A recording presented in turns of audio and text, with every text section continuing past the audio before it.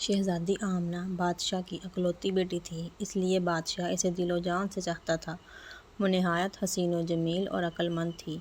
جب وہ بڑی ہوئی تو بادشاہ اور ملکہ کو اس کی شادی کی فکر ہوئی۔ اسی دوران اس کے 2 شہزادوں کے رشتے بھی آ گئے۔ بادشاہ کو فیصلہ کرنا دشوار ہو گیا کہ اس کی شادی کس سے کرے۔ اس نے اس بارے میں ملکہ سے بھی مشورہ کیا، مگر وہ کسی بھی نتیجے پر نہیں پہنچ سکا، اس لیے یہ معاملہ حل نہ ہو سکا۔ وہ دونوں پڑوسی ملکوں کے شہزادے تھے۔ ایک شہزادے کا نام ارہم تھا اور وہ نہایت نیک، عقل مند، بہادر اور بہت خوبصورت تھا۔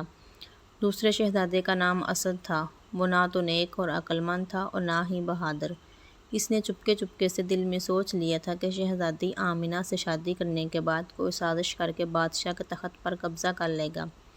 چونکہ شادی پوری زندگی کا معاملہ ہوتا ہے، اس لیے ملکہ نے فیصلہ کیا کہ وہ اس سلسلے میں شہزادی آمنہ سے اس کی رائے معلوم کرے گی۔ وہ جس شہزادے کو بھی پسند کر لے گی، اس سے اس کی شادی کروا دی جائے گی۔ جب اس نے دونوں شہزادوں کے بارے میں ساری معلومات بتا کر شہزادی آمنہ سے اس کی پسند پوچھی تو وہ بولی، امی حضور، آپ نے میری تربیت کچھ اس طرح کی ہے کہ میں اپنے ماں باپ کے فیصلوں پر سر جھکانے والی لڑکی بن گئی ہوں۔ آپ جہاں بھی کہیں گی اور جس سے بھی کہیں گی میں شادی کر لوں گی۔ ملکہ یہ بات سن کر خوش ہو گئی۔ اس نے شہزادی آمنہ کو گلے سے لگا کر پیار کیا اور بولی، جیتی رہو، تمہارے لیے 2 شہزادوں کے رشتے آئے ہیں، جن کے بارے میں ہم تفصیل تمہیں بتا چکے ہیں۔ ہماری سمجھ میں کچھ نہیں آ رہا، کسے ہاں کریں اور کسے نہ۔ تم فیصلہ کر کے ہمیں بتا دو کہ کس شہزادے سے شادی کرنا پسند کرو گی۔ امی حضور، شادی کے لیے آپ کا جو فیصلہ ہوگا مجھے منظور ہوگا، شہزادی آمنہ نے دھیرے سے اپنی بات دہرائی۔ میں کہہ تو رہی ہوں کہ ہماری سمجھ میں کچھ نہیں آ رہا، ملکہ نے قدرے جھنجھلا کر کہا۔ شہزادی آمنہ کچھ سوچ کر بولی، تو پھر ٹھیک ہے، میں اس شہزادے سے شادی کروں گی جو میری 3 شرطیں پوری کرے گا۔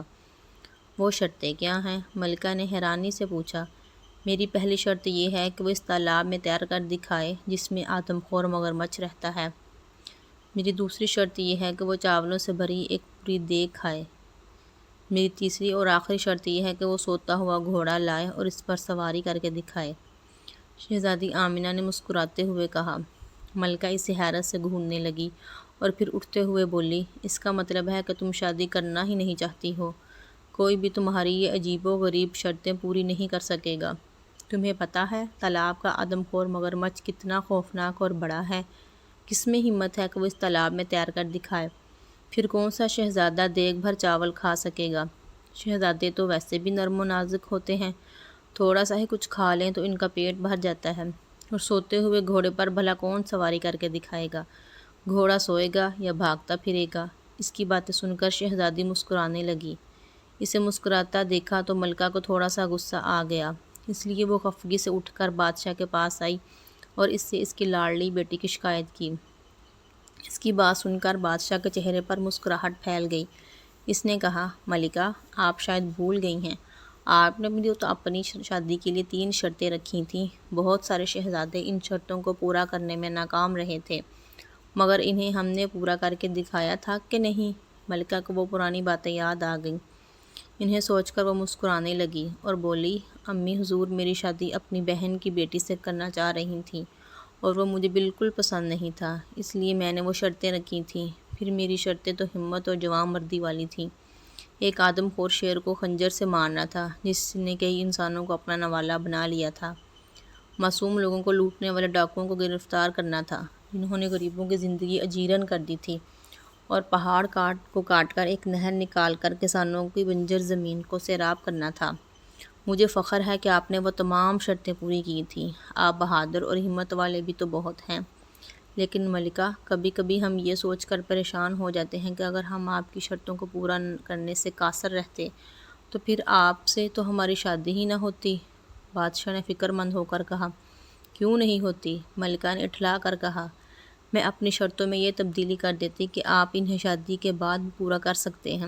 پھر کچھ دیر خاموش رہنے کے بعد وہ بولی، پہلے میری یہ سمجھ میں نہیں آ رہا کہ شہزادی کی شادی کس سے کریں۔ اب یہ سمجھ نہیں آ رہا کہ اسے کیسے سمجھاؤں کہ وہ اپنی بے سروپا شرطوں سے باز آ جائے۔ اس بارے میں آپ کو فکر مند ہونے کی ضرورت نہیں۔ ہماری شہزادی چاہتی ہے کہ اس کا شوہر بہادر ہونے کے ساتھ ساتھ عقل مند بھی ہو، اور اگر کوئی ذرا سی بھی عقل لڑائے تو شہزادی کی شرطیں بآسانی پوری کر سکتا ہے۔ ہم دونوں شہزادوں کے سامنے شہزادی آمنہ کی شرطیں رکھ دیں گے، جس نے بھی انہیں پورا کر دیا اس کی شادی شہزادی سے کر دی جائے گی۔ پھر بادشاہ نے ایسا ہی کیا۔ اس نے الیچی بھیج کر دونوں شہزادوں کو ان کے ملک سے اپنے محل میں بلوا لیا۔ دونوں شہزادے اپنے اپنے مصاحبوں اور غلاموں کے ساتھ حاضر ہو گئے۔ بادشاہ نے سب کو شاہی مہمان خانے میں ٹھہرایا اور ان کی خاطر مدارت کے لیے خاص انتظامات بھی کروا دیے۔ جب شام کو بادشاہ ان شہزادوں سے ملا تو اسے شہزادہ ارحم بہت پسند آیا۔ وہ اس کی شکل و صورت اور وجاہت سے بہت متاثر ہوا تھا۔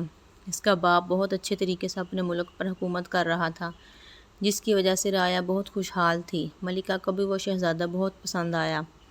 دوسرا شہزادہ جس کا نام اسد تھا، دونوں کو ایک آنکھ نہیں بھایا۔ بادشاہ کو محسوس ہوا کہ وہ خوش آمدی اور چاپلوس قسم کا نوجوان ہے۔ اس بات سے بادشاہ نے اندازہ لگا لیا کہ وہ نہایت چالاک اور عیار آدمی ہوگا۔ ملکہ کو تو شہزادہ ارحم اتنا اچھا لگا کہ وہ شہزادی آمنہ کے پاس گئی اور اس سے بولی، بیٹی تم اپنی شرطیں واپس لے لو اور شہزادہ ارحم سے شادی کر لو۔ ایسا شوہر تو قسمت سے ہی ملتا ہے۔ اگر پہلی شرط کے دوران ہی مگرمچھ اسے کھا گیا تو بہت برا ہوگا۔ شہزادی آمنہ نے اٹل لہجے میں کہا، اگر میں اپنی شرطیں واپس لیتی ہوں تو اس میں میری بے عزتی ہے۔ شہزادہ اگر میری شرطیں پوری کرتا ہے تو ٹھیک، ورنہ اپنے گھر جائے۔ ملکہ مایوس ہو کر لوٹ گئی۔ دونوں شہزادوں کی ملاقات شہزادی آمنہ سے کروائی گئی۔ وہ انہیں محل سے کچھ دور جنگل کے نزدیک تالاب تک لائی اور ان سے کہا، یہ ہے وہ تالاب جس میں ایک آدم خور خونخوار مگرمچھ رہتا ہے۔ کیا آپ دونوں اس تالاب میں تیر کر دکھائیں گے؟ اس کا یہ کہنا تھا کہ اسی وقت ایک بہت بڑا مگرمچھ اپنا منہ کھولے تالاب کے کنارے پر آ گیا۔ اسے دیکھ کر شہزادہ اسد خوفزدہ ہو گیا اور بولا، جان ہے تو جہان ہے، میں تو اس تالاب میں ہرگز نہیں جاؤں گا۔ شہزادی کی دوسری شرطیں بھی بہت سخت ہیں۔ دیگ بھر کر چاول تو کوئی دیو ہی کھا سکتا ہے، اس کے علاوہ میں سوتا ہوا گھوڑا کہاں سے لاؤں گا اور اس پر سواری کیسے کروں گا؟ میں تو چلا، مجھے نہیں کرنی یہ شادی۔ یہ کہہ کر وہ چلا گیا۔ اس کے جانے کے بعد شہزادہ ارحم نے کہا، شہزادی صاحبہ کل میں آپ کو اس تالاب میں تیر کر دکھاؤں گا۔ رات ہوئی تو اس کے ساتھ آئے ہوئے غلاموں نے تالاب میں ایک بڑا سا جال ڈال کر مگرمچھ کو پکڑ لیا اور دور ایک دریا میں چھوڑ آئے۔ اگلی صبح ملکہ بادشاہ اور شہزادی نے دیکھا کہ شہزادہ مزے سے تالاب میں تیرتا پھر رہا ہے۔ شہزادی نے پوچھا، اس مگرمچھ کا کیا ہوا؟ وہ کہاں ہے؟ اسے میں نے پکڑوا کر دریا میں چھوڑ دیا ہے۔ آپ کی پہلی شرط میں نے پوری کر دی ہے۔ مجھے امید ہے کہ آپ اس بات پر اعتراض نہیں کریں گی کہ میں نے مگرمچھ کو دریا میں کیوں چھڑوایا۔ آپ کی شرط صرف تالاب میں نہانے کی تھی، مگرمچھ سے لڑنا نہیں۔ شہزادے نے تالاب سے باہر آتے ہوئے کہا۔ ملکہ نے یہ بات حیرانی سے سنی۔ بادشاہ مسکرا رہا تھا۔ شہزادی نے کہا، بالکل ٹھیک شہزادے، آپ پہلی شرط جیت چکے ہیں۔ میری شرط ہی یہ تھی کہ آپ تالاب میں تیر کر دکھائیں۔ میں آپ کی ذہانت کی قائل ہو گئی ہوں۔ دوپہر ہوئی تو شہزادی نے کہا، شہزادے آپ مجھے دیگ بھر کر چاول کھا کر کب دکھائیں گے؟ شہزادے نے کہا، ابھی تھوڑی دیر بعد۔ یہ کہہ کر شہزادے ارحم نے کھڑکی سے باہر جھانک کر دیکھا۔ اس کا ایک مصاحب دو غلاموں کے ساتھ لمبے لمبے ڈھک بڑھتا ہوا محل کی جانب آ رہا تھا۔ شہزادہ ارحم بادشاہ سے اجازت لے کر باہر نکلا اور اپنے مصاحب سے کوئی چیز لے کر جیب میں رکھی اور واپس آ گیا۔ اتنی دیر میں ملازموں نے دسترخوان چن دیا۔ وہ اپنے ساتھ چاولوں کی ایک بڑی سی دیگ بھی لے کر آئے تھے، جسے انہوں نے دسترخوان کے بیچوں بیچ رکھ دیا۔ دیگ کو دیکھ کر بادشاہ کے چہرے پر فکر مندی کے آثار نظر آئے۔ کیوں میاں صاحبزادے، آپ کھا لیں گے دیگ بھر کر چاول؟ اس نے شہزادے سے پوچھا۔ ایک دیگ تو کیا، میں تو دو دیگیں بھی کھا سکتا ہوں۔ یہ کہہ کر شہزادہ ارحم نے اپنی جیب سے ایک نہایت چھوٹی سی دھاتی دیگ نکال لی جو اس کے ملازم بازار سے خاص طور سے بنوا کر لائے تھے۔ اس نے اسے چاولوں سے بھرا اور شہزادی آمنہ کے سامنے پوری دیگ چٹ کر گیا۔ شہزادی صاحبہ، آپ کی دوسری شرط بھی پوری ہو گئی ہے، میں نے دیگ بھر کر چاول کھا لیے ہیں۔ اس نے شرارت سے مسکراتے ہوئے شہزادی سے کہا۔ اس کی بات سن کر شہزادی آمنہ ہنس ہنس کر لوٹ پوٹ ہو گئی۔ بادشاہ نے ملکہ سے کہا، بیگم اب اپنی بیٹی کی شادی کی تیاریاں شروع کر دو۔ مجھے تو یوں لگ رہا ہے کہ یہ شہزادے میاں تو سوتے ہوئے گھوڑے پر بھی سواری کر کے دکھا دیں گے۔ شام کو بادشاہ، ملکہ اور شہزادی آمنہ اپنے باغ میں چہل قدمی کر رہے تھے کہ اچانک انہوں نے شہزادہ ارحم کو ایک گھوڑے کے ساتھ آتے دیکھا۔ وہ قریب آیا تو بادشاہ حیرت سے بولا، ارحم بیٹے، یہ گھوڑا لیے کہاں پھر رہے ہو؟ شہزادہ ارحم نے بڑے فخر سے بتایا، یہ گھوڑا نہایت قیمتی ہے، میں اسے منڈی سے خرید کر لا رہا ہوں۔ اس کے مالک نے مجھے بتایا تھا کہ یہ حاتم طائی کے گھوڑوں کی نسل سے ہے۔ اس کا تو میں نے ایک بڑا اچھا سا نام بھی رکھ لیا ہے۔ گھوڑا واقعی بہت خوبصورت تھا۔ شہزادی آمینہ کو بھی بے حد پسند آیا۔ اس کا رنگ ہلکا کتھئی تھا اور اس کی گردن پر بڑی بڑی چمکدار سیال تھی۔ شہزادے، کیا نام رکھا ہے آپ نے اس کا؟ اس نے بڑی اشتیاق سے پوچھا۔ شہزادی صاحبہ، میں نے اس کا نام رکھا ہوا سوتا ہوا گھوڑا، کیونکہ یہ میرا گھوڑا ہے۔ میں جو بھی اس کا نام رکھوں میری مرضی۔ اب میں آپ کو سوتے ہوئے گھوڑے پر سوار ہو کر دکھاؤں گا تاکہ آپ کی تیسری شرط بھی پوری ہو سکے۔ یہ کہہ کر شہزادہ ارحم رکاب میں پاؤں ڈال کر گھوڑے پر سوار ہو گیا اور ایڑی مار کر اسے دوڑاتا ہوا باغ کا ایک چکر لگا کر دوبارہ ان لوگوں کے پاس آ گیا۔ یہ سب دیکھ کر ملکہ اور بادشاہ کا ہنستے ہنستے برا حال ہو گیا تھا۔ شہزادی آمینہ بھی مسکرانے لگی تھی۔ کچھ دیر بعد وہ بولی، ابا حضور، ہم چاہتے تھے کہ ہماری شادی ایک ایسے شہزادے سے ہو جو بہادر ہونے کے ساتھ ساتھ عقل مند بھی ہو۔ ہم نے اپنی شرطیں اس لیے رکھی تھیں کہ انہیں پورا کرنے والے کی ذہانت کا امتحان ہو سکے۔ خدا کا شکر ہے ہمیں ایسا شہزادہ مل گیا ہے۔ اس کی بات سن کر بادشاہ اور ملکہ نے سکھ کا سانس لیا۔ تھوڑے دنوں کے بعد دونوں کی خوب دھوم دھام سے شادی ہو گئی اور وہ ہنسی خوشی رہنے لگے۔